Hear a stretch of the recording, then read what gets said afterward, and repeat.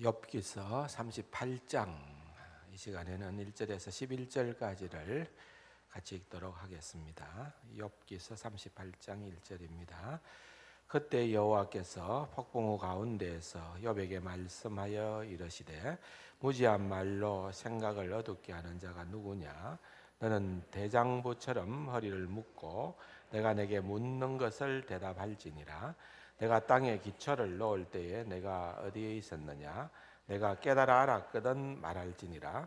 누가 그것의 도량법을 정하였는지 누가 그 줄을 그것의 위에 띄웠는지 내가 아느냐? 그것의 주추는 무엇 위에 세웠으며 그 모퉁이 돌을 누가 놓았느냐? 그때의 새벽 별들이 기뻐 노래하며 하나님의 아들들이 다 기뻐 소리를 질렀느니라. 바다가 그 모태에서 터져 나올 때에 문으로 그것을 가둔 자가 누구냐? 그때에 내가 구름으로 그 옷을 만들고 흑암으로 그 강보를 만들고 한계를 정하여 문빗장을 지르고 이러기를 내가 여기까지 오고 더 넘어가지 못하리니 내 높은 파도가 여기서 그칠지니라 하였노라. 깜짝 놀랐습니다. 깜짝 놀랄 만큼 찬양을 잘 해주셔서 감사합니다. 하나님이 나타나셨다는 사실은 정말로 놀랄 일입니다.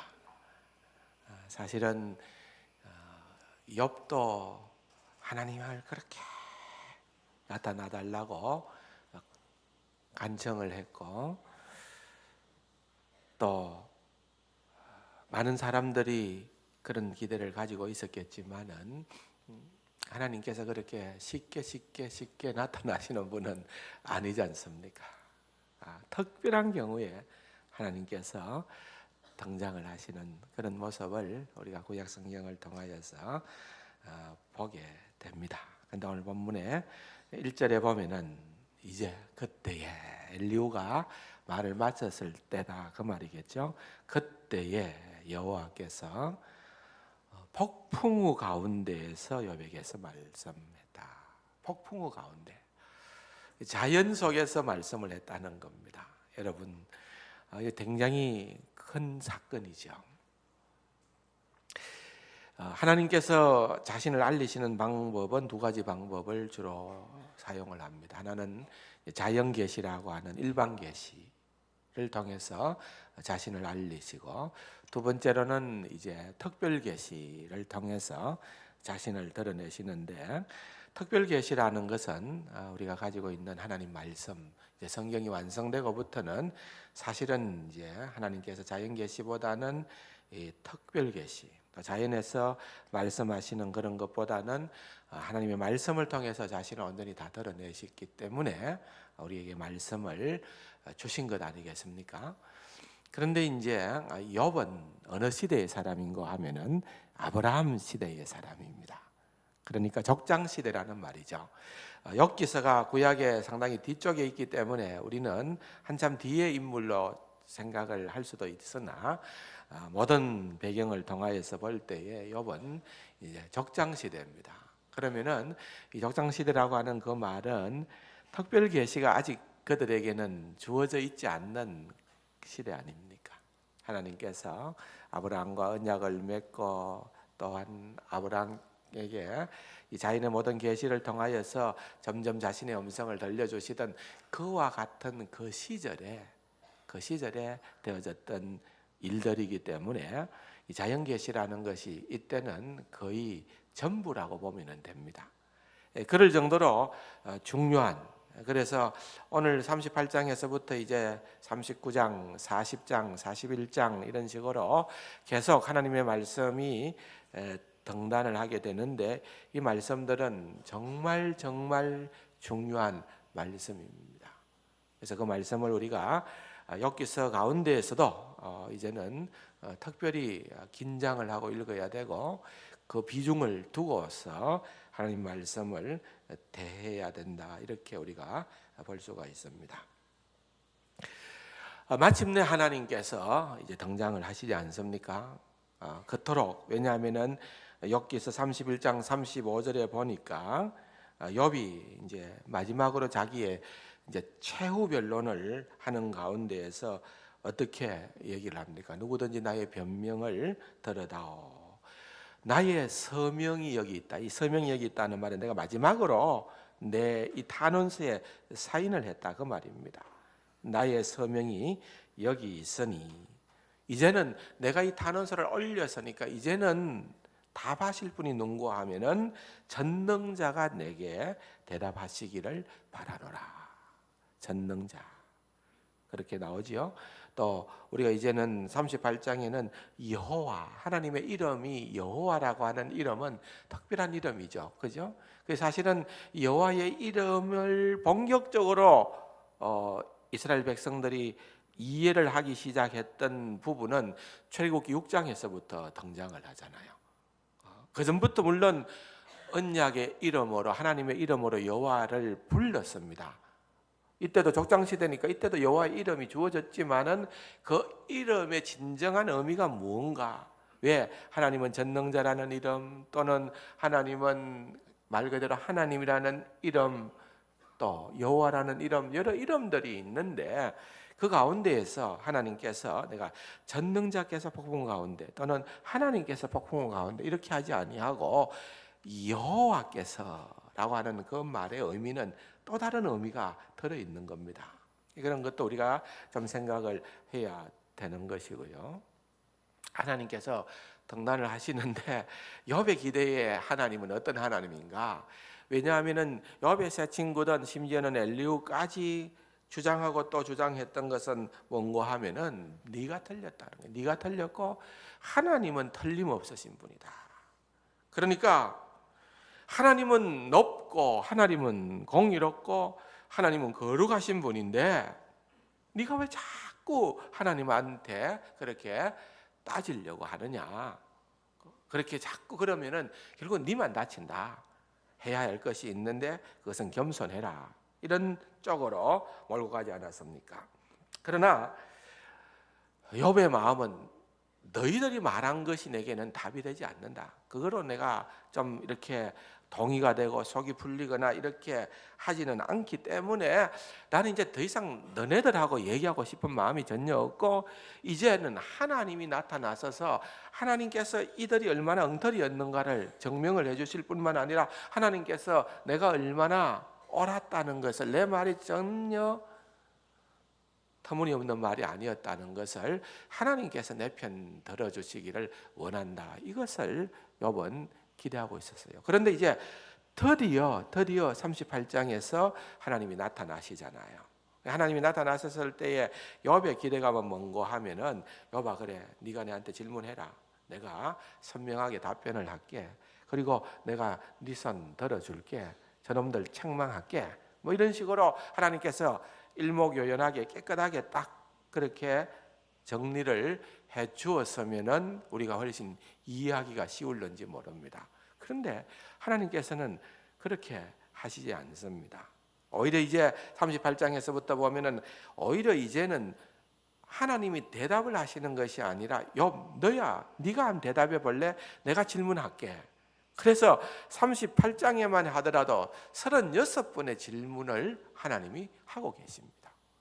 이 무슨 이런 일이? 도대체 이 질문은 무엇이며 이런 38장뿐 아니라 또 39장에도 계속되어지는 질문 이런 수많은 질문들이 왜 필요하며 이 질문들을 통하여서 과연 욥에게 어떤 메시지를 주고자 함인가? 하나님은 위대하신 하나님이신데 실수가 없으신 하나님이신데 하나님께서 이렇게 하시는 데에는 거기에는 엄청난 비밀이 들어있을 거가 틀림없는데 이게 뭐 엘리후도 아니고 욥의 세 친구도 아니고 하나님이지. 하나님 여호와 하나님이 나타나셔서 이렇게 말씀하신다는 것은 그걸 의미를 모른다는 것은 우리의 지혜가 부족하다는 것이지 하나님이 잘못됐다는 것이 아니라는 거죠. 그렇다고 하면은 우리가 정말 집중해야 될 부분입니다. 내가 이 말씀을 읽는 가운데에서 결국 욥은 깨달았어요.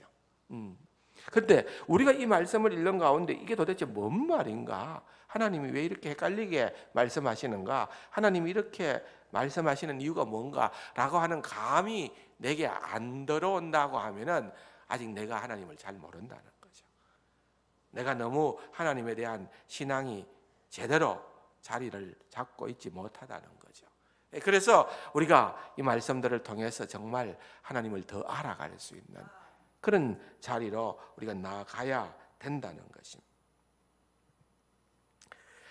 자, 아주 중요한 또 문장을 하나 보겠습니다. 3절 읽어봅시다. 너는 대장부처럼 허리를 묶고 내가 내게 묻는 것을 대답할지니라. 그랬죠? 40장 7절입니다. 같이 한번 읽어봅시다.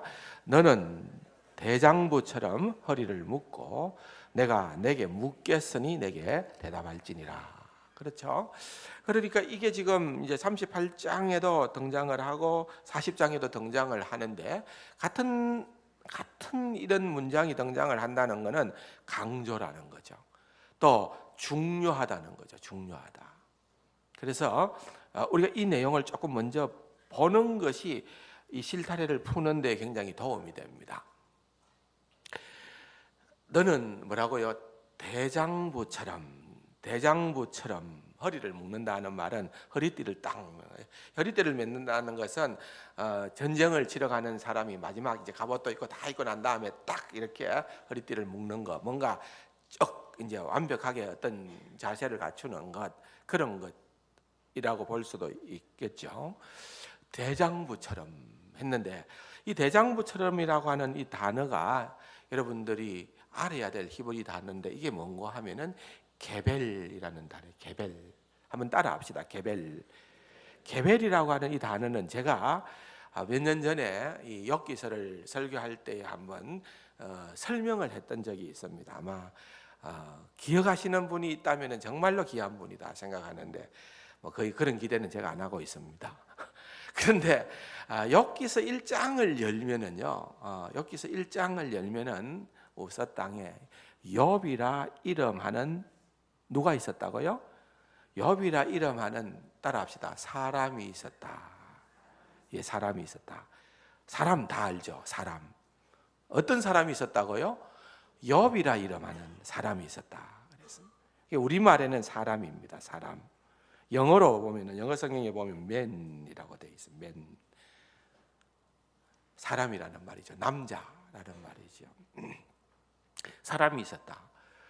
근데 조금 기억을 하실 분이 계실런지 모르겠지만은 이제 하나님의 이름에 대한 얘기를 하면서 여호와, 전능자, 엘사다이 또는 엘로힘, 그런 하나님, 이런 설명들을 쭉 하는 가운데 사람도 그냥 우리말은, 영어는 한 단어지만은 사람이라는 단어가 히브리 말에는 네 단어가 구별되어 나온다 그랬습니다.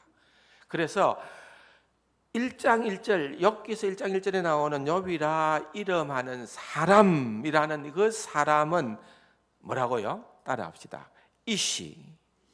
이시라는 단어를 사용한 거예요. 이시라는 단어는 어떤 의미가 있는가 하면은 매우 중요한, 또는 아주 의미심장한. 그러니까 우리 보통 뭐 VIP, 이번에도 보니까 뭐 청문회 하니까 VIP, 우리 VIP 이러는데 뭐 아무나 보고 VIP라고 하지 않잖아요. 그러니까 VIP라고 얘기하는 그런 어떤 하나님께서 볼 때에 너무 중요한, 하나님께서 보실 때에 너무 의미심장한 그런 인물이라는 것을 의미할 때에 사용했던 사람이라는 단어가 있었다는 거예요. 그게 뭐라고요? 이쉬라는 단어, 이쉬. 그 단어가 있는 거예요. 근데 이쉬만 있는 게 아니고, 제가 조금 전에 뭐라고, 대장부는 뭐라고요? 게벨이라고 했죠. 게벨이라는 이 단어도 엄청난 단어예요.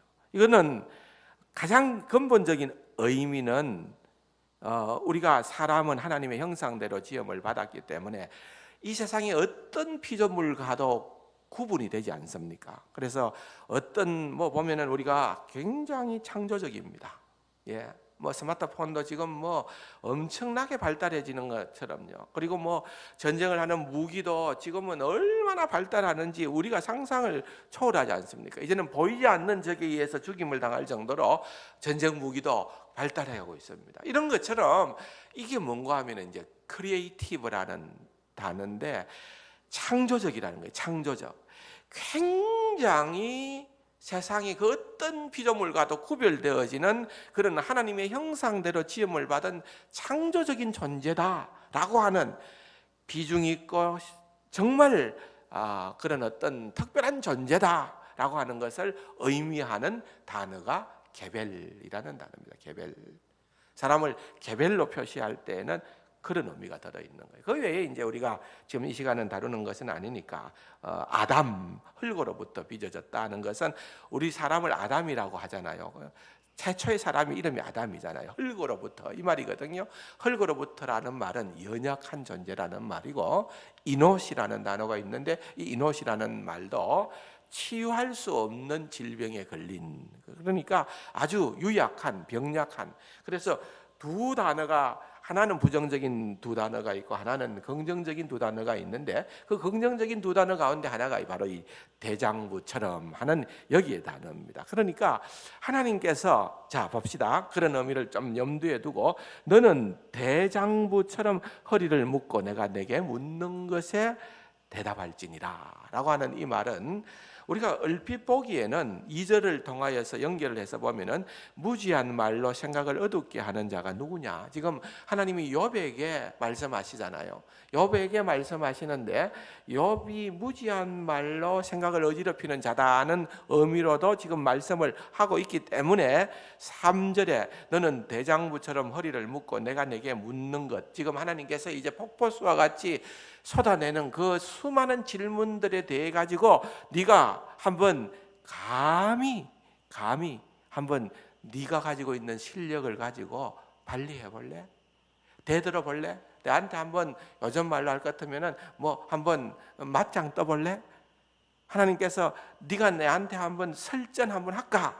이런 어떤 식으로 문장의 흐름이 진행된다고 볼 수도 있습니다. 그런데 그건 아니라는 거죠.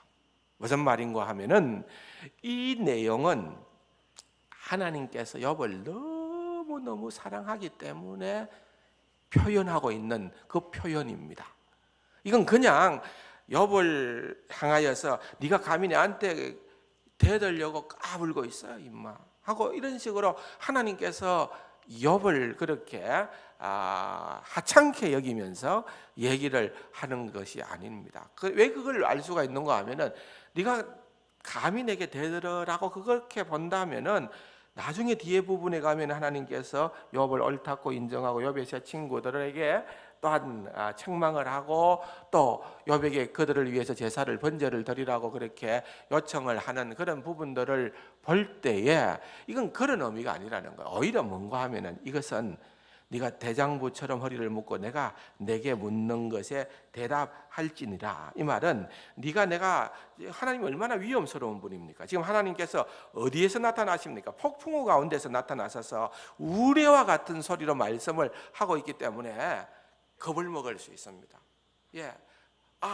이런 상황에서 욥이 기대하는 그런 하나님의 음성이 아니고 욥이 기대하는 그런 하나님이 아니라는 그런 생각이 순간적으로 들게 되어짐으로 말미암아 그가 주춤거릴 수도 있고 뒤로 도망할 수도 있고 물러설 수도 있는 가능성이 있기 때문에 하나님께서 그걸 놓치지 않도록 하기 위해서 욥에게 정신을 바짝 차리라는 의미에서 너 대장부야, 쉽게 말하면은 너 개별이야 이 말이야. 너 개별이야. 너 보통 사람 아니야. 그러니까 네가 정신을 딱 차리고 지금부터 하는 이 질문 하나님께서 그냥 해보는 질문이 아닐 거 아니에요. 분명히 내가 이런 질문들을 막 던질 때 네가 거기에 대해서 한번 생각을 하고 답을 한번 해볼래?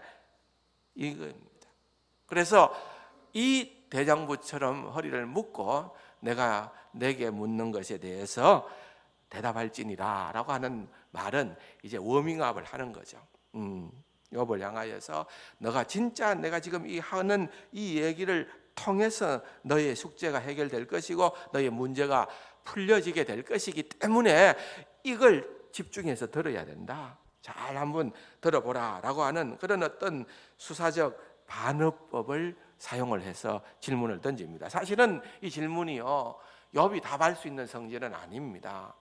그래서 욥이 어떻게 보면은 아닙니다, 질문마다 아닙니다, 저는 아닙니다, 이렇게 할 수도 있을 거예요. 그런데 하나님이 원하시는 것은 그런 수준으로 욥이 답하는 것이 아니라 아닙니다, 아닙니다, 내가 한 것이 아닙니다, 하나님이 하셨습니다.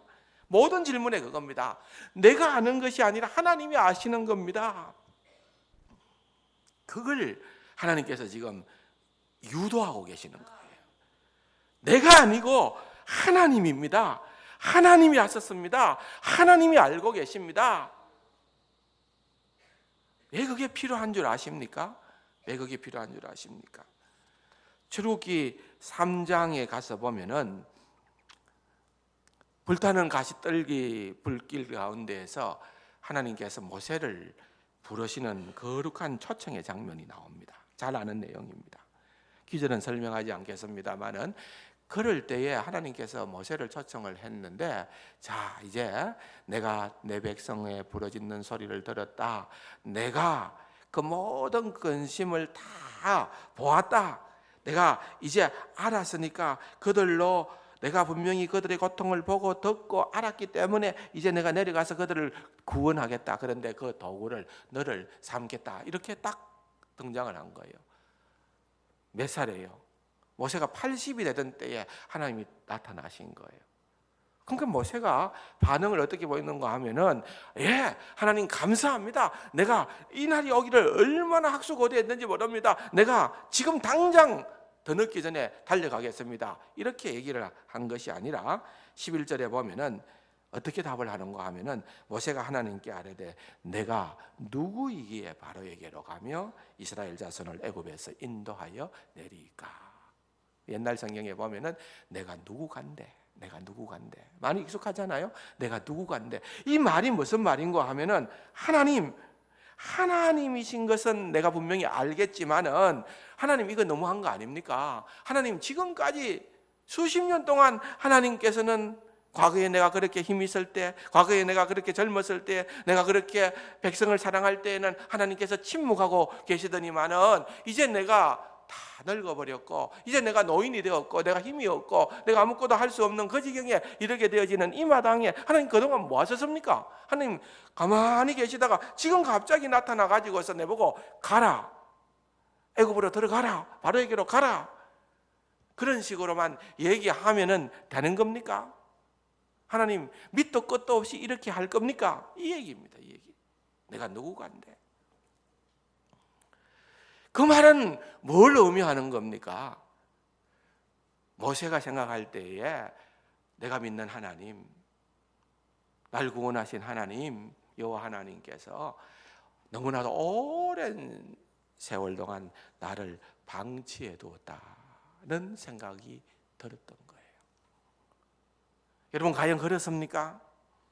그렇지 않습니다.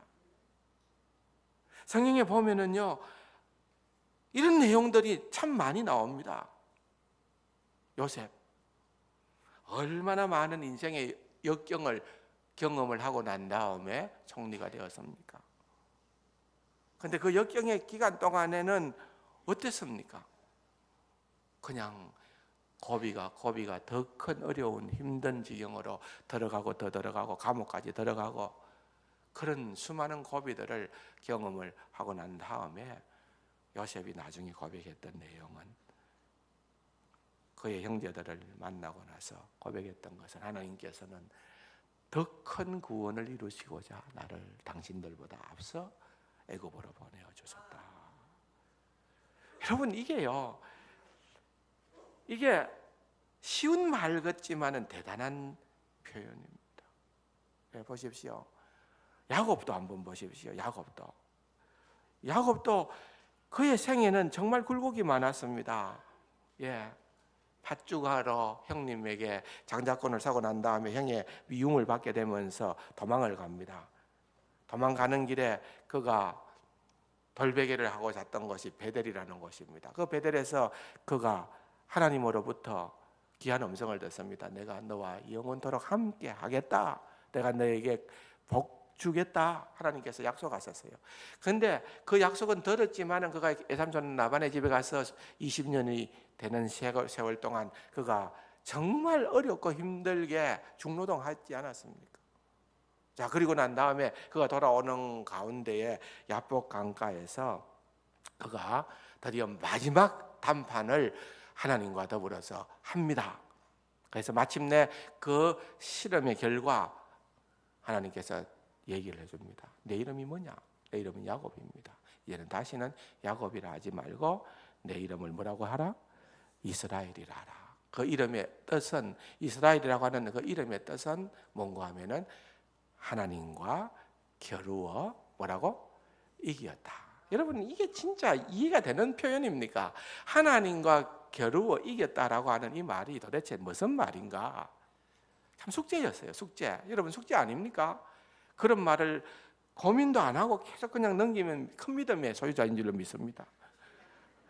근데 이게 보통 이해하기가 쉽지 않은 내용이거든요. 하나님과 겨루어 이겼다. 무슨 말인고? 근데 여기서에서 답을 얻게 되는 거예요. 생각해 보십시오. 여러분, 이것은 그냥 누가 1대1로 붙어서 성패를 좌우하는 것이 아니고요. 이것은 이제는 정말 우리가 흔히 말하는 내가 뭐 어거스틴 닮기를 원한다. 또 나는 뭐 믿음의 선진들을 닮기를 원한다. 예, 어떤 분이 저한테 목사님은 장동건이 닮았다. 그 말한 게 아니라 그렇게 말합시다. 그럼 제가 뭐라고 할 것 같습니까? 예, 뭐 기분이 좋을 수도 있지만은 뭐 이렇게 얘기할 수 있겠죠. 장동건이가 내 닮았으면 닮았지. 내가 장동건이를 닮다니 그거는 아니지 않느냐. 이렇게 얘기할 수 있다고요. 그런데 여러분, 하나님을 닮았다는 것은 얼마나 우리에게 있어서 소망입니까? 하나님 닮았다. 근데 하나님 닮았다는 것이 표현이 하나님 자녀 아닙니까? 근데 여러분, 우리가 부모로서 제일 듣기 좋은 소리가 뭡니까? 자식이 부모보다 뭐다고? 낫다. 진짜 자식이 부모보다 낫기 때문에 낫다 그러는 겁니까? 그게 아니라 자식이 정말 아버지를 속배 닮았다. 내지는 아버지의 이름을 드러내기에 적합한 그런 자식으로 잘 성장했다. 이런 의미가 거기에 담겨 있는 겁니다. 자식이 아비보다 낫다. 이런 표현은 아버지를 굉장히 즐겁게 해주는 그런 표현이라는 거예요. 다시 말하면은 내가 하나님과 및 사람과 더불어 싸워서 이겼다라고 하는 그 표현은 진짜 뭐 물리적인 이김을 의미하는 것이 아니라 이제는 네가 그동안에는 그러지 못했는데 이제는 네의 모습이 하나님을 닮은 모습으로 하나님의 영광을 나타낼 그런 모습으로 변화되어졌다. 그런 의미입니다. 자, 그렇다고 하면은 그 변화까지 가기까지 여러분 베델도 있었고요. 그 앞에 복중에서부터 태중에서 두 명이 싸운다. 그런데 작은 자가 큰 자가 작은 자를 섬긴다. 이게 하나님의 미리 예고된 말씀이었지 않습니까? 그 말씀이 점점 성취되어져 가는 거예요. 여러분, 왜 이런 말씀을 지금 하느냐 하면 한 가지입니다. 똑같습니다.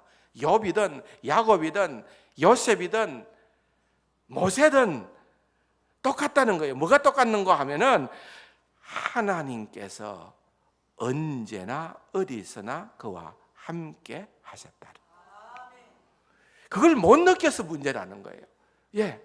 자, 그때의 여호와께서 폭풍우 가운데에서 욥에게 말씀하여 이러시기를. 그런데 이제는 하나님이 나타나셨다는 것이 중요하기는 중요한 사실이지만은 그전에는 하나님께서 욥을 전혀 관심을 두지 않았느냐? 아니라는 거예요. 이 질문들을 통하여서 이제 하나님이 말씀하시는 것은 이제 지금까지 그 앞에 이제 37장에서 엘리후도 자연을 통한 하나님의 위대함을 드러냈는데 하나님과의 근본적인 차이점이 뭔가 하면은 엘리후는 이 하나님이 자연을 창조하시고 주관하시고 다스리는 그 하나님이 얼마나 위대한가에 초점을 맞추다 보니까 누구라도 욥이라도 어떤 인간이라 하더라도 우리는 그냥 점만 찍을 수밖에 없는, 작은 한 부분에 지날 수밖에 없는, 그래서 하나의 그런 보잘것없는 존재로 간주할 수 있다는 거예요. 그런데 여러분, 그게 아니고 하나님께서 지금 나타나셔서 말씀하시는 거는 이제는 네가 개별이라는 거예요. 개별 대장부라는 거예요. 이제는 네가 내 창조의 작품의 하나의 배경이 아니라 이 창조의 그 모든 질서를 하나님과 더불어서 함께하는 대화의 파트너라 이거예요. 다시 말하면은 너는 내 창조의 주인공이다 이 말이에요. 와, 이거는요 겁이 다릅니다. 욥만 그럴까요? 아닙니다. 하나님의 백성된 저와 여러분들을 향한 하나님의 음성인 줄로 들으시기 바랍니다. 여러분, 우리는요 그냥 배경이 아닙니다. 착각하지 마시기 바랍니다. 우리는 배경이 아니고 하나님의 창조의 걸작품이며 개별이며 하나님의 창조의 주인공들임을 믿으시기 바랍니다.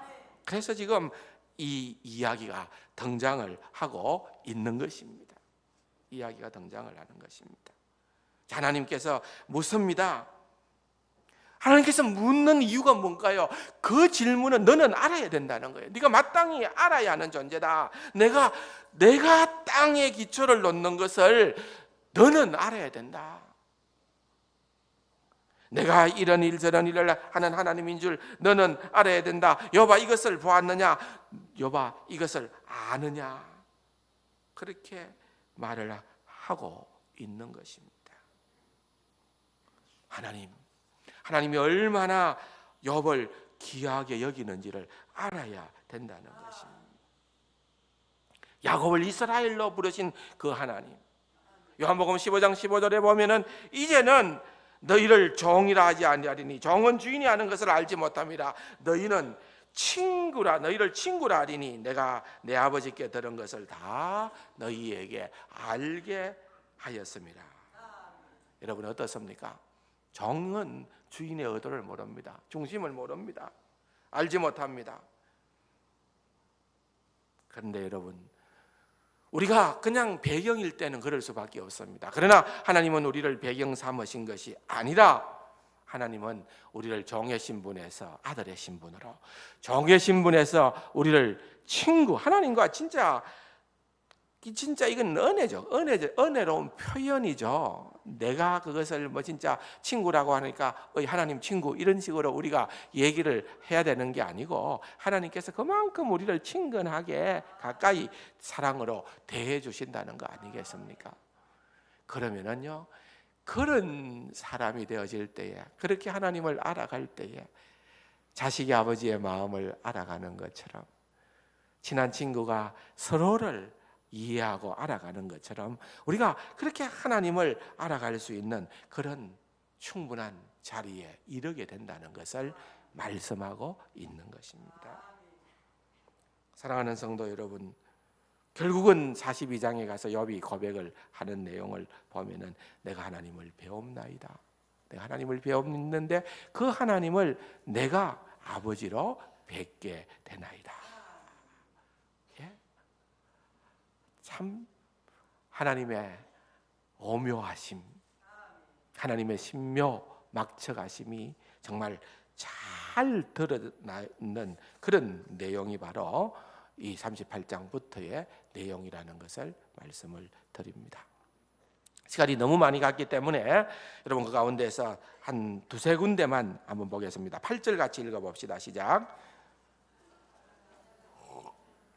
38장 8절 한번 읽어봅시다. 바다가 그 모태에서 터져 나올 때에 문으로 그것을 가둔 자가 누구냐? 그때 내가 구름으로 그것을 만들고 흑암으로 그 강물을 만들고 한계를 정하여 문빗장을 지르고 이르기를 내가 여기까지 오고 더 넘어가지 못하리니 내 높은 파도가 여기서 그칠지니라 하였노라. 여러분, 포효하는 바다를 보셨나요? 태풍 때에, 매미 태풍이나 엄청난 태풍 때에 그 바다 물결이 그냥 노하듯이 그렇게 산더미처럼 밀려오는 그런 광경들을 우리가 한번 봤나요? 그런데 여러분, 이 본문의 말씀을 통하여 우리가 알 수 있는 것이 뭡니까? 바다가 그 모태에서 터져 나올 때에 문으로 그것을 가둔 자, 막은 자가 하나님이라는 거예요. 여러분, 바다가 아무리 물이 많아도요, 아무리 파도가 거세게 친다 하더라도 하나님께서 그 한계를 딱 정해놓았다는 거예요. 넘어오지 마. 육지를 통하여 넘어오지 마 하고 가로막을 때에는 더 이상의 넘어옴이 없다는 거예요. 엄청난 자연, 그것도 가장 흉흉한, 정말 표효하는 그런 파괴적인 그런 에너지의 대명사가 바다입니다. 바다. 성경의 바다는 늘 부정적인 그런 어떤 언어입니다. 그런 어떤 우리를 삼킬 듯이 그렇게 하는 그런 바다가 우리를 삼킨다 하더라도 여봐, 안심해라. 내가 그 한계를 정해두었다. 그 말은 또 한편으로는 여백에 작은 속삭임이 있을 거죠. 무슨 속삭임입니까? 여봐, 너 염려 말아라. 내가 너 고통의 한계도 정해두었다. 하나님께서 하시는 말씀이에요. 사랑하는 성도 여러분, 이런 내용이에요. 12절에 보면은 내가 너의 날에 아침에게 명령하였느냐, 새벽에게 그 자리를 일러주었느냐. 우리가 아침이라는 표현이나 새벽이라는 표현은 뭐가 전제된 표현입니까? 밤이 지나야만 나타나는 것을 의미하는 말입니다. 그러므로 여러분, 우리의 인생에는요, 밤이 있다는 거예요. 아침과 새벽이 우리에게 너무나도 황홀한 기대감으로 다가오지만은 반드시 밤을 지나지 않는 아침과 새벽은 없다는 것을 전제를 하는 겁니다. 심지어는 19절에 보면은 어느 것이 광명이 있는 곳으로 가는 길이냐, 어느 것이 흑암이 있는 곳으로 가는 길이냐, 대칭형으로 나오고 있는 겁니다. 광명만큼이나 흑암이 동시적으로 강조되어져 있다는 거예요. 여러분, 우리 인생의 그림이 이렇다는 거예요. 흑암이 있습니다. 광명이 있습니다. 찬란함이 있습니다. 아픔이 있습니다. 이 모든 것들이 우리에게는 짝을 이루고 있다는 것입니다. 근데 그 짝을 이루는 그 가운데에서 우리가 놓쳐버리는 것은 하나님 어디 계시냐? 하나님이 하나님 맞으신가? 하나님 살아계신가? 그렇게 가서는 안 되겠다는 거예요. 하나님은 우리가 느끼든지 그렇지 않든지, 내 형편이 좋든지 그러하지 않든지 언제든지 하나님은 하나님으로 계신다는 것입니다. 그것을 하나님께서 지금 말씀하고 계시는 겁니다. 여봐, 더 이상 너가 환경에 짓눌리지 말고 환경을 넘어서 점점 이 모든 세상을 주관하시는 하나님을 바라봐라. 하나님을 바라봐라. 나만 주목하라. 그럴 때에 우리에게는 정말로 하나님께서 베풀어 주시는 그런 놀라운 은혜가 있게 될 줄로 믿습니다. 사랑하는 성도 여러분, 너무나도 좋으신 하나님을 놓치지 마시기를 바랍니다. 그 하나님으로 말미암아 여러분의 환경이 또 때로는 더 악화될 수도 있고, 어떤 경우에 있어서는 해결이 안 된다 하더라도 언제나 나와 더불어 함께 하시는 하나님, 그 하나님을 통하여 나에게, 여러분, 또 다른 단련이라는 그 단어는요, 천만 번 계속되어지는 훈련을 의미하는 거예요. 하나님께서 나를 더 나은 자로, 하나님을 닮은 자로, 하나님의 마음에 합한 자로 훈련시키는 과정이다 하는 것을 기억하시고 주님 앞으로 다가가는 귀하고 복된 우리 세간 가족들이 되기를 주님의 이름으로 축원합니다. 좋으신 아버지 하나님, 은혜 사랑 감사합니다. 이 비밀을, 하나님을 점점 알아가는 성도의 놀라운 기쁨을 우리에게 허락하여 주옵소서. 예수님의 이름으로 감사기도 드립니다. 아멘.